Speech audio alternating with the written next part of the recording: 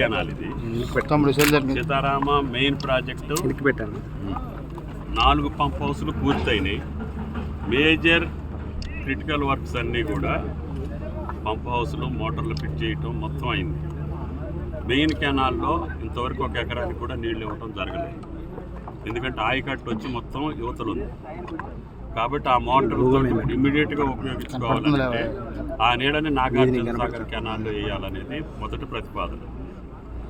ఆ ప్రతిపాదన నాగార్జున సాగర్ కెనాల్లో వేస్తే వైరా ప్రాజెక్టు కాడ నుంచి కింద ఉన్నటువంటి ఆయకట్టు మొత్తం ఈ సంవత్సరమే సాగులోకి తీసుకురావాలి.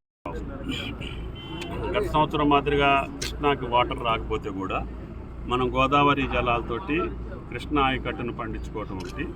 వైరా ప్రాజెక్టు కింద ఉన్నటువంటి ఆయకట్టు అది మంచినీటికి సంబంధించింది ఉంది, అదేవిధంగా పంటకు సంబంధించింది ఉంది. ఆ 30-40 వేల ఎకరాలతో పాటు మంచినీటికి కొరత లేకుండా నాగార్జున సాగర్ జలాలు రాకపోయినా కూడా వైరా నియోజకవర్గం, అదేవిధంగా మెయిన్ మధిర నియోజకవర్గం, కింద ఉన్నటువంటి సత్తుపల్లి నియోజకవర్గం లంకాసాగర్ ప్రాజెక్టుకి ఈ నీళ్లు తీసుకెళ్లే అవకాశం ఉందని చెప్పి తప్పకుండా ఈ లింక్ కెనాల్ పూర్తి చేయాలని చెప్పి గౌరవ ముఖ్యమంత్రి గారు మొదటిసారి కొత్తగూడెం జిల్లాకు వచ్చినప్పుడు ఆయన అవకాశం ఇచ్చారు. బట్టి గారు మేమందరం కలిసి అడిగిన దాని మీదట ఈ కెనాల్ చేసుకోండి, ఇమ్మీడియట్గా నీళ్లు ఇచ్చేటట్టుకుంటే ప్రయత్నం చేద్దాం అని చెప్పారు. ఆయన పర్మిషన్ ప్రకారంగా టెండర్లు పిలిచి పద్ధతి ప్రకారంగా పనులు మొదలుపెట్టాము. రైతులకు కొంత ఇబ్బంది ఉంటుంది, ఏ కెనాల్ అయినా ఏ పని అయినా.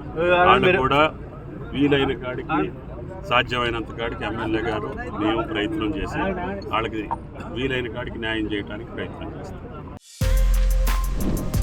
For more videos like this, subscribe Big TV channel.